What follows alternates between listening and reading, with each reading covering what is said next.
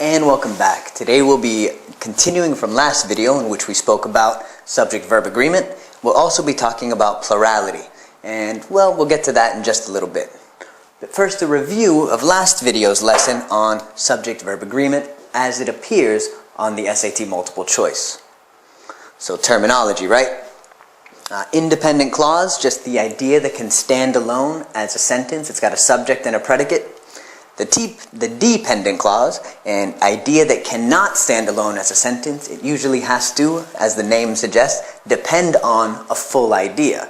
It's usually giving an extra idea, using that first idea as a base, or it's supporting that idea with extra information. Remember that in a positive is a group of words, usually appearing between commas on the SAT, that can replace or modify the words before it. These are the things that we were crossing out for the most part in the last video. And something new, we have an inverted sentence, and this is an independent clause in which the subject appears after the verb. Right? Normally in English, the standard sentence construction is SVO, or subject verb object. But in an inverted sentence, we're going to have something written, right, and then verb subject. It's not necessarily passive voice, but it can be. So subject-verb agreement, right? Last time we talked about how it appeared in a few different ways. Now sometimes it's pretty obvious, but sometimes it's not so obvious. Many times due to that, a positive. So tricks and tips 4, we discussed 1 and 2, subject and verb separated by words or clauses, or when the subject seems plural, kind of like the case with either or neither. And then of course we have this next one which we'll talk about today, and that's the subject when it comes after the verb.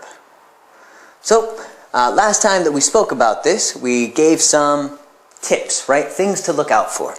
And the first one to begin with is with number 1, when the subject and verb are separated by words or clauses, you have to look for words like, well, you have to look for commas and prepositions of that which in after the subject. Those are the things that can really make it seem like in your head that you're going from a singular to a plural, like a range of mountains or a pride of lions or something.